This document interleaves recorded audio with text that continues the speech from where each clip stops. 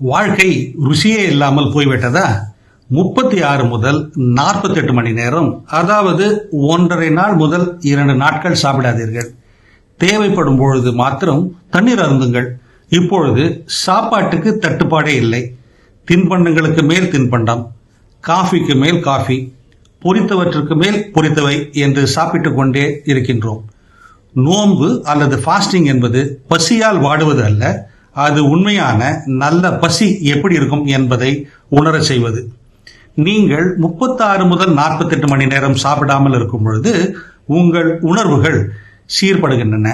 ருசி உணர்வு அதிகமாகிறது, வாசனையை அறியும் உணர்வு கூறாகிறது, கொழுப்பு ஆற்றல் எரிகிறது, மூளையை சுற்றி இருக்கும் சோம்பல் அகலும் பொழுது மனம் தெளிவாகிறது. வளர்ச்சிக்கான நொதிகள், அதாவது ஹார்மோன்கள் அதிகமாகின்றன. செல்களை பாதுகாக்கும் பணி ஆரம்பிக்கிறது. ஒழுக்கம் திரும்புகிறது. சாப்பாட்டின் மேல் உள்ள தாக்கம் மறைகிறது. சாப்பிடாமல் இருந்து பின் சாப்பிடும் உணவு வித்தியாசமானதாக தெரிகிறது.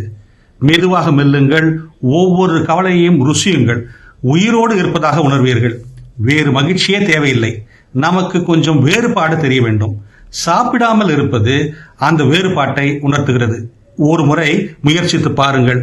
எடை குறைவதற்காக அல்ல, உணவு, உடல், மனதுடன் உங்களுக்குள்ள தொடர்பை புதுப்பித்துக் கொள்ள. டிஜிட்டல் கோச் தீபக் கனகராஜ் மனதை கூர்மையாக்கும் வழியாக இதை கூறுகிறார். இது போன்ற சிந்தனைகளை தவறவிடாதிருக்க தமிழ் பூமர் அபிஷியல் சேனலை சப்ஸ்கிரைப் செய்யுங்கள்.